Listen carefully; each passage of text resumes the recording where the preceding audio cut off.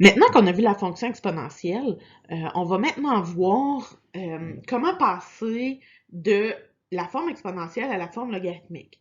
Là, je dis le mot logarithmique, c'est nouveau pour vous. Euh, on a vu dans la fonction exponentielle que lorsque notre inconnu était en exposant, ben, il fallait avoir deux bases identiques pour pouvoir isoler notre exposant.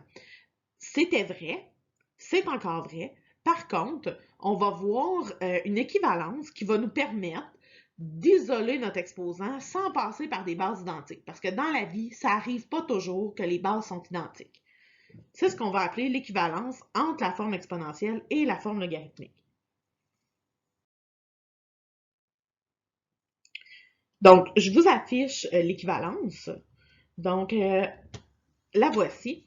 En algèbre, pour trouver la valeur d'un exposant, ben, on doit utiliser le logarithme si on n'arrive pas à faire des bases identiques. Parce que vous pouvez encore utiliser la méthode des bases identiques si vous êtes capable de le faire.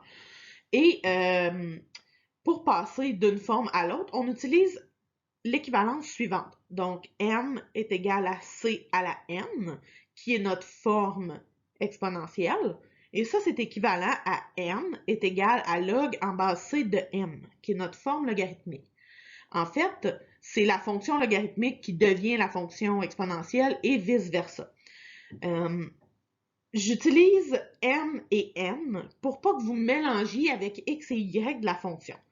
Donc, m dans la fonction exponentielle, c'est la puissance. Hein. Quand on met une base avec un exposant, ben, le calcul de ça, ça fait une puissance. Dans la fonction logarithmique, la puissance devient l'argument. Dans les deux fonctions, la base c reste la base. Peu importe, le c, on l'appelle la base dans les deux formes. Et finalement, le n, ben, c'est l'exposant dans la forme exponentielle, hein, c exposant n. Et dans la forme logarithmique, ben, c'est de l'autre côté du égal, donc c'est le logarithme.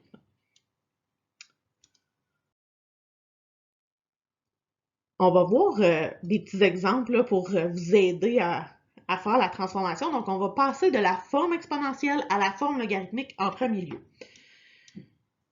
Donc, si j'ai 8 est égal à 2 à la 3. Là, vous allez me dire, il n'y a pas d'inconnu là-dedans, il n'y a rien à faire. Non, je sais qu'il n'y a pas d'inconnu là-dedans.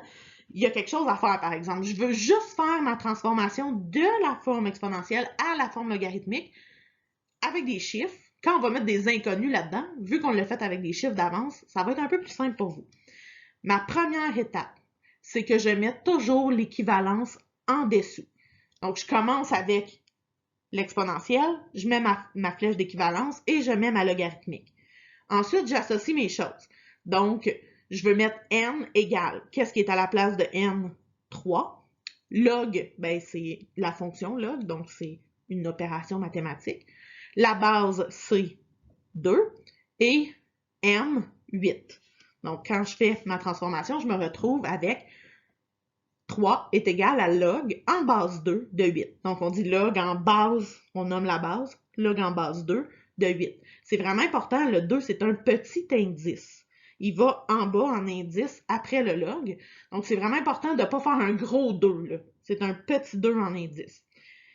Et petite explication, qu'est-ce que je viens de trouver là? En fait, avec le log, ben, je viens de trouver que 2 exposant quoi qui donne 8. Donc, 2 exposant 3 donne 8. Faisons un deuxième exemple. Si j'ai, maintenant avec un inconnu, 20 est égal à 9 à la n. Je mets mon équivalence en dessous. Je vérifie chacun de mes termes, chacune de mes variables pour mettre la bonne chose en dessous. Et je me retrouve avec n est égal à log en base 9 de 20. Là, j'ai rien calculé. Là. Je vais juste vous dire que si je veux isoler n, je dois passer par là. Là, il y en a déjà qui veulent calculer. Oh, mais je fais ça comment sur ma calculatrice? On n'est pas rendu là encore. Une étape à la fois, on va voir ça un peu plus tard. Troisième exemple. Si j'ai 17 est égal à 13 exposant 2x, je vais mettre mon équivalence en dessous. Je vérifie mes variables pour les remplacer par les bonnes. Et je me retrouve avec 2x est égal à log en base 13 de 17. Ça ressemble à ça. On va maintenant faire un exemple, des exemples pour forme logarithmique vers la forme exponentielle. Parce que ça se peut qu'on veuille passer dans un sens, mais on peut revenir dans l'autre sens aussi. Donc, si j'ai 3 est égal à log en base 2 de x, je mets mon équivalence, mais cette fois-là, je vais commencer par le log en premier. Je mets le log en premier, ma flèche d'équivalence et l'exponentielle ensuite, parce qu'on s'entend que ça fonctionne des deux côtés. Je mets chacune des choses, donc x est égal à 2 exposant 3. Vous pourriez même le calculer, ça donne 8. Ça, c'est quelque chose que vous êtes capable de calculer pour l'instant. Deuxième exemple. Si j'ai 3 est égal à log en base A de 125, je mets mon équivalence en dessous et je fais la transformation. 125 est égal à A à la 3. Là, je t'ai pas demandé de trouver la valeur de A. Je t'ai juste demandé de faire le changement de forme. Je sais que tu es capable de trouver la valeur de A ici en faisant la racine cubique, mais c'est pas ce qui est demandé. On te demande juste de faire la transformation de la forme logarithmique à la forme exponentielle. Finalement, troisième exemple.